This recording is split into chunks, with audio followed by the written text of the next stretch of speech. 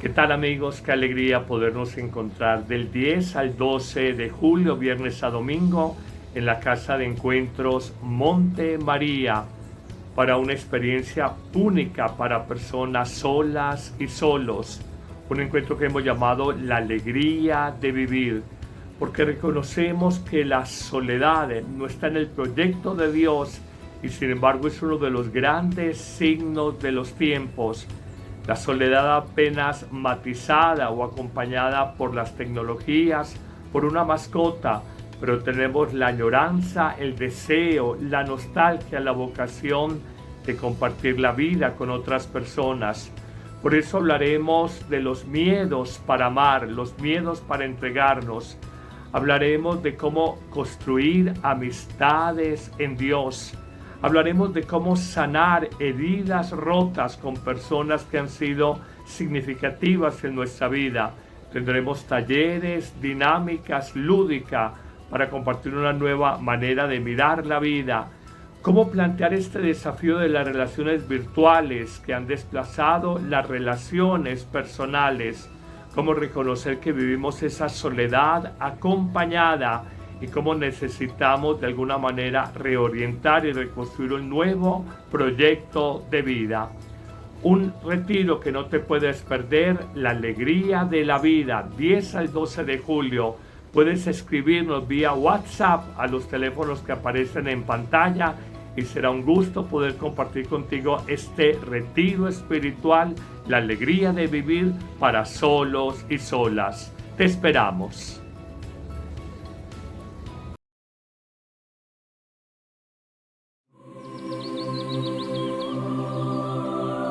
Palabra de vida. Evangelio de hoy. Padre Carlos Yepes.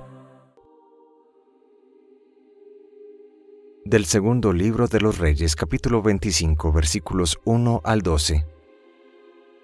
El día 10 del mes 10 del año 9 del reinado de Sedecías, Nabucodonosor, rey de Babilonia, vino a Jerusalén con todo su ejército.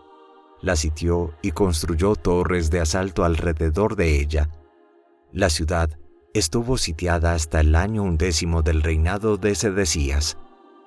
El día 9 del cuarto mes, cuando el hambre había arreciado en la ciudad y la población no tenía ya nada que comer, abrieron una brecha en la muralla de la ciudad. El rey Sedecías y sus hombres huyeron de noche por el camino de la puerta que está entre los muros del jardín del rey, y ocultándose de los caldeos que tenían cercada la ciudad, escaparon en dirección al desierto. El ejército caldeo persiguió al rey y le dio alcance en los llanos de Jericó, donde su ejército se dispersó y lo abandonó. Los caldeos capturaron al rey y lo llevaron a Ribla, donde estaba Nabucodonosor, rey de Babilonia, quien lo sometió a juicio. Nabucodonosor hizo degollar a los hijos de Sedecías en su presencia.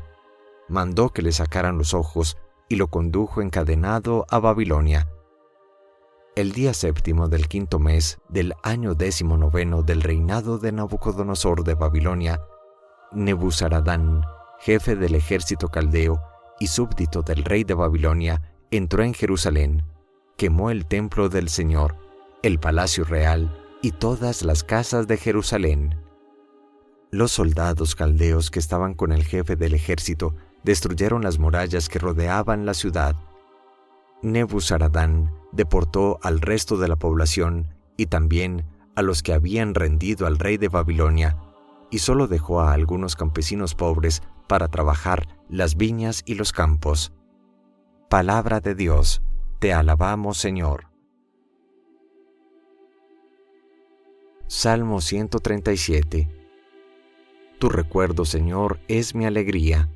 Junto a los ríos de Babilonia nos sentábamos a llorar de nostalgia. De los sauces que estaban en la orilla, colgamos nuestras arpas. Tu recuerdo, Señor, es mi alegría. Aquellos que cautivos nos tenían pidieron que cantáramos. Decían los opresores, algún cantar de Sión, alegres cántennos. Tu recuerdo, Señor, es mi alegría. Pero, ¿cómo podíamos cantar un himno del Señor en tierra extraña? Que la mano derecha se me seque, si de ti, Jerusalén, yo me olvidara. Tu recuerdo, Señor, es mi alegría. Que se me pegue el paladar a la lengua, Jerusalén, si no te recordara, o si fuera de ti alguna otra alegría, yo buscara. Tu recuerdo, Señor, es mi alegría. Del Santo Evangelio según San Mateo, capítulo 8, versículos 1 al 4. En aquel tiempo, cuando Jesús bajó de la montaña, lo iba siguiendo una gran multitud. De pronto se le acercó un leproso, se postró ante él y le dijo: Señor, si quieres, puedes curarme. Jesús extendió la mano y lo tocó diciéndole: Sí quiero, queda curado. Inmediatamente quedó limpio de la lepra. Jesús le dijo: No le vayas a contar esto a nadie, pero ve ahora a presentarte al sacerdote y lleva la ofrenda prescrita por Moisés para aprobar tu curación. Palabra del Señor. Gloria a ti, Señor Jesús. La primera lectura tomada del Libro de los Reyes, segundo libro, en el capítulo 25, nos relata el colapso definitivo del reino de Judá, la caída de su capital, la ciudad de Jerusalén, a manos del rey Nabucodonosor, rey de Babilonia. Así será el trágico cumplimiento de las profecías sobre el castigo de Dios que se ha dado por la infidelidad y la idolatría del pueblo elegido. Efectivamente, hacia el año 588 a.C., los babilónicos cercan la ciudad de Jerusalén. Hay un sitio sobre ellos por 2 años, y en el asedio implacable, el hambre consumió a los habitantes de la ciudad, y solo en un momento determinado el rey Sedecías, que ha tratado de escapar, es capturado, y en la crueldad propia de las guerras, lo han herido dejándolo ciego, y antes de eso han ejecutado en su presencia a sus hijos. El rey de Israel, Sedecías, será llevado preso a Babilonia de una manera humillante, encadenado. Y luego, 2 años después del asedio, en el 586 a.C., será destruido el gran edificio religioso de Israel, el templo de Salomón, el templo de Jerusalén.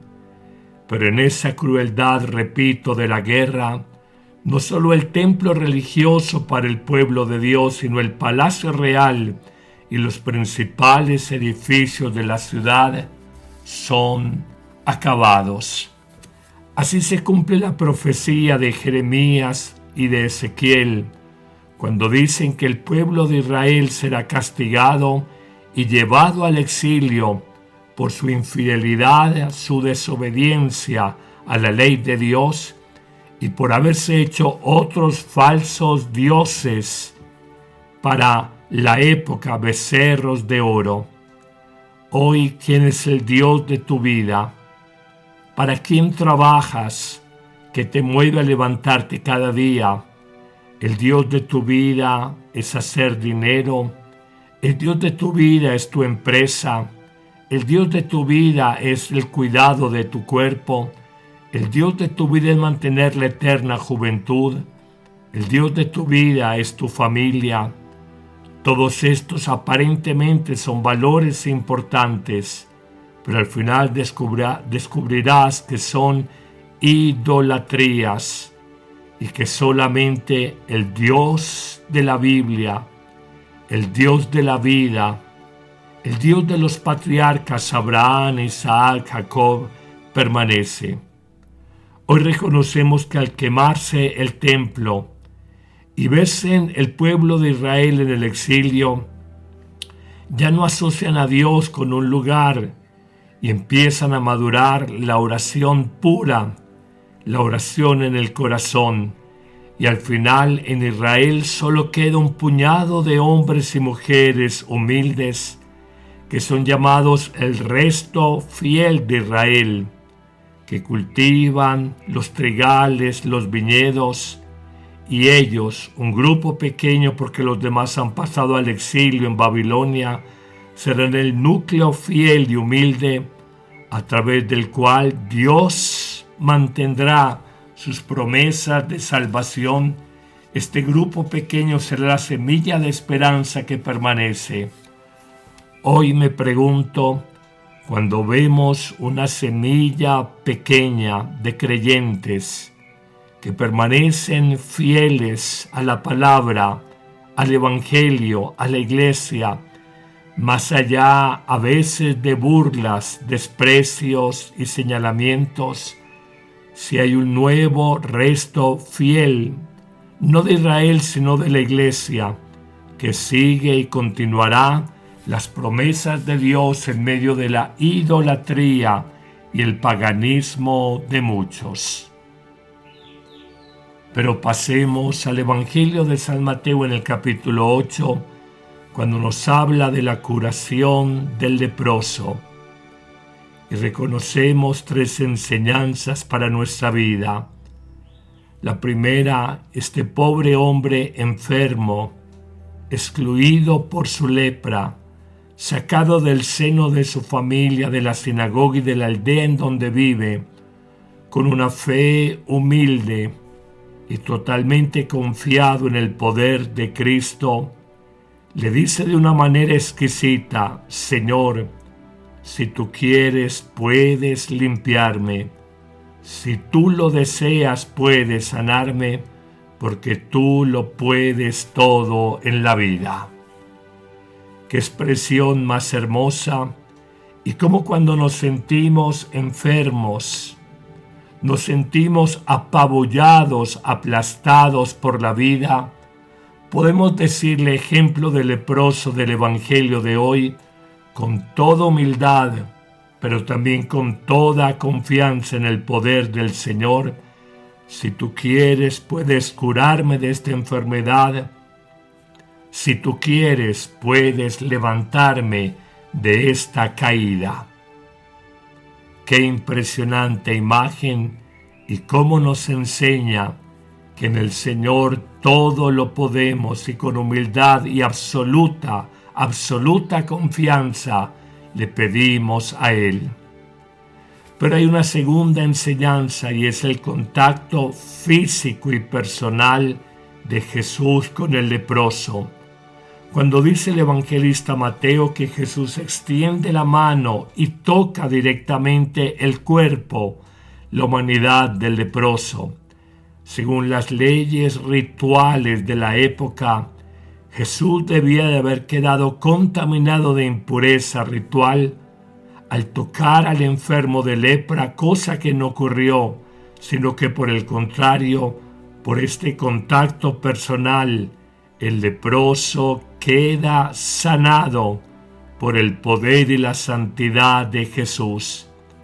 Como las leyes humanas de la época, que parecían absolutas, se manifiestan como completamente subjetivas, discutibles, relativas, y como la única ley absoluta es la ley del amor de Dios, que quiere vencer el mal con la fuerza del bien.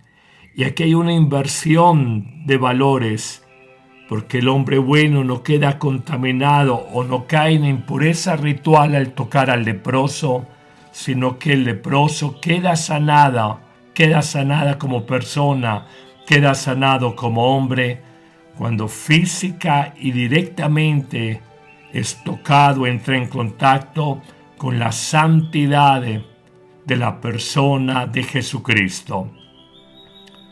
Concluyamos nuestra reflexión con una tercera enseñanza del Evangelio de hoy, cuando podemos afirmar sin temor a equivocarnos que Dios siempre quiere nuestra salud, Dios siempre quiere nuestra salvación.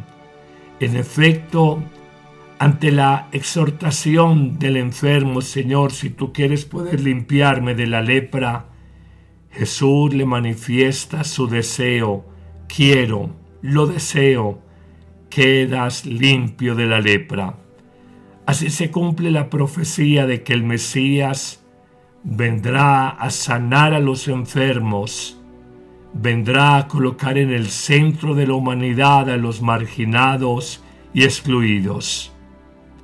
Hoy no dudes que el Señor quiere tu salud, tu sanación.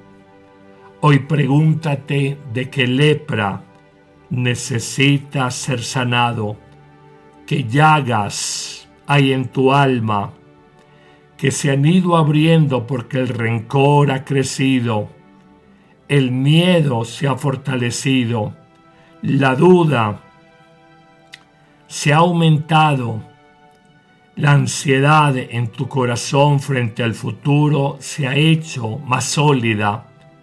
¿Qué lepras hay en nuestra alma? ¿Qué llagas necesitan ser sanadas? Quizás se ha entibiado nuestro corazón. Quizás hemos dejado el tiempo fuerte de oración. Quizás no volvimos a comer el pan de la vida en la Eucaristía. Quizás escuchamos la palabra de Dios de paso y con rapidez. Hoy sal de tu tibieza, sal de tus miedos, levántate de tus depresiones, lucha por tus sueños, confíate totalmente al Señor, que Él hoy te dice a partir del Evangelio: quiero que seas sanado de toda dolencia, de toda enfermedad, de toda llaga, de toda herida, de toda lepra que pueda haber en tu vida. Que el buen Dios te bendiga en este día, en el nombre del Padre, y del Hijo, y del Espíritu Santo. Amén. La Eucaristía es el principio y culmen de la vida cristiana. La Eucaristía es la oración más alta a Dios, la acción de gracias más sublime, el sacrificio pascual de Cristo que se ofrece por nosotros ante el Padre y se dona en el pan de vida que comemos. No hay verdadero y profundo encuentro con Cristo, sino en la Eucaristía de cada día. Vívela diariamente en tu parroquia, y si no puedes asistir, celébrala con nosotros en YouTube y Facebook Live con el Padre Carlos Yepes y el equipo de sacerdotes que apoyan a Amén Comunicaciones. Te esperamos todos los martes, jueves, viernes y domingo. La Iglesia hace la Eucaristía y la Eucaristía hace a la Iglesia.